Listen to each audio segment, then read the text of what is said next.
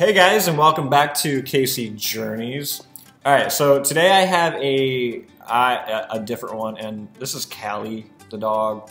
If you guys are wondering, she's kind of in the way, a little bit. But I have a fun one for you guys today. It's going to be my first gay experience. So obviously, as you guys all know, I'm gay with a, live-in boyfriend. Like, nothing's changing, obviously. But it all started back in, I want to say it was middle school. Like, I'm going to say it was 8th grade. So I joined art club. And it was like a once a week after school for like an hour kind of thing. You met and it was just... it was just like a fun arts and crafts kind of thing. And there was like 30 people in the class or group. Club, whatever you want to call it. And there was only...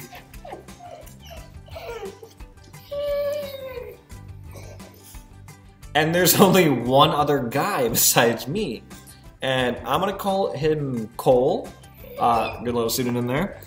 Cole and I got to talking a little bit, and we'd sit at the same table, for a couple weeks. And then I remember there was a couple weeks where we didn't sit at the same table anymore, and not for any like weird reason, like we were talking and whatnot. It was like guys sitting at a table talking. It was anything different.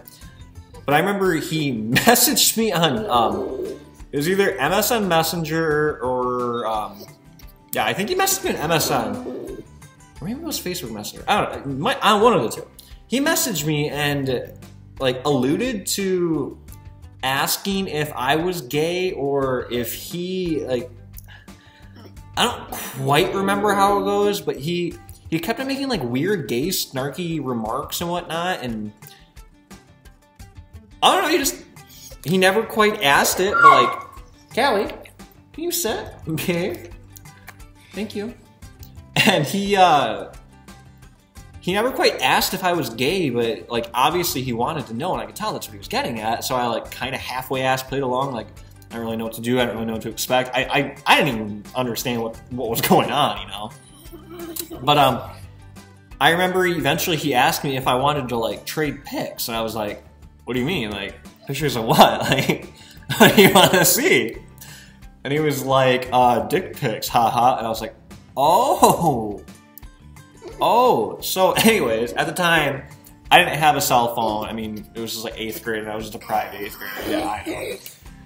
I didn't have a cell phone, and so I remember the only camera in my house was like my father's like $10 like webcam plastic piece of junk thing that he bought from Meijer because he had to have it for something.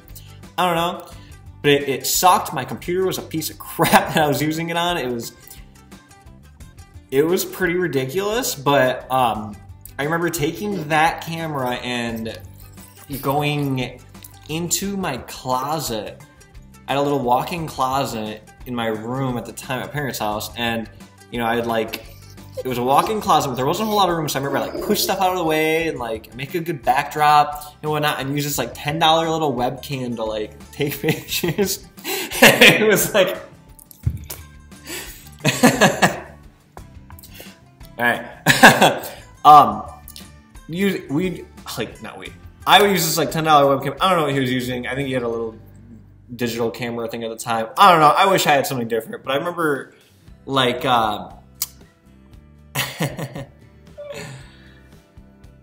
like collecting sorry guys, I'm just getting bombarded by stupid email notifications right now. Anyways, where was I?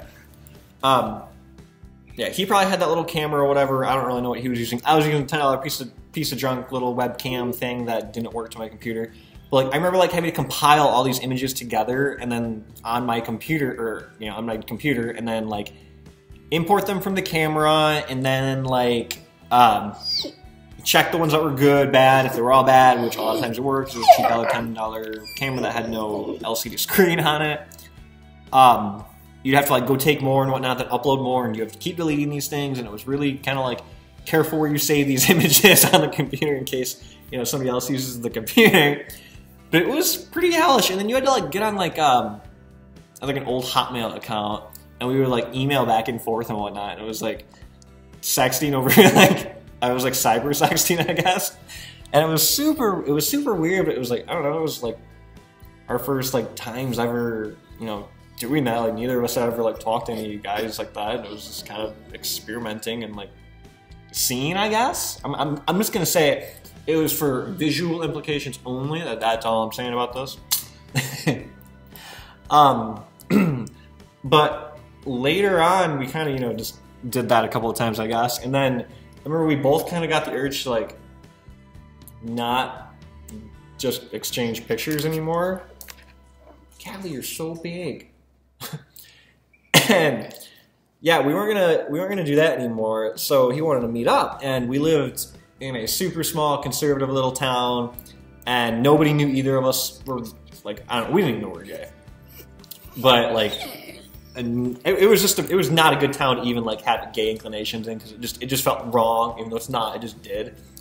But yeah, we had like found a time to like meet up at like 11:30 at night on like a school night after our parents all went to bed. We could like ride our bicycles like to like a park, because I don't know, we were only like 14, whatever time, we're in 8th grade-ish.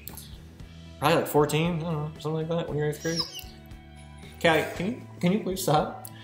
But remember like walking, or not walking, like riding our bikes over the park and like walking way into the back of the park, and I don't know, then, you know, yeah, it was in the back of a park at like 11:30 on a school night. Rode my bicycle over there, and you know, that was my first, you know, gay experience. I mean, nothing really happened, but you know, things happened. Yeah, it's kind of funny. And then he continuously messaged me on like Facebook Messenger, AOL, MSN. One of them he continuously messaged me on, and kept wanting to, you know, like, do it again. And I felt really weird about, I don't know, I felt really weird about it, so I like kind of ignored it. You know, until later on when we both got our licenses and things got a little bit easier, and everything was still a secret, and it still kind of happened for a couple more years throughout high school. He actually recently popped up on my Snapchat radar not that long ago. It was kind of, that was a blast from the past, to say the least. But yeah, we never ever really became friends. We just were always, you know, the hookup guys when we weren't in relationships, kind of things. But I don't know, super weird. Guys, that was my first gay experience. Super awkward. I've not told very many people that story. Again, we're going to call him Cole. I'll probably have to rewatch this to make sure I reveal his real name.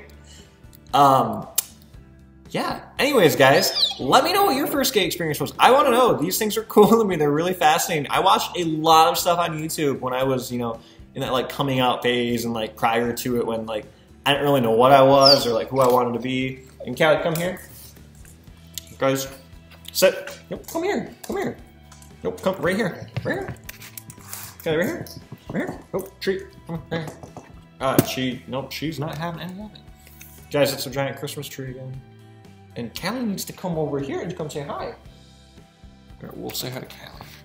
Guys, I'm just sitting on the floor. I know, just ignore me. But can I get her in frame?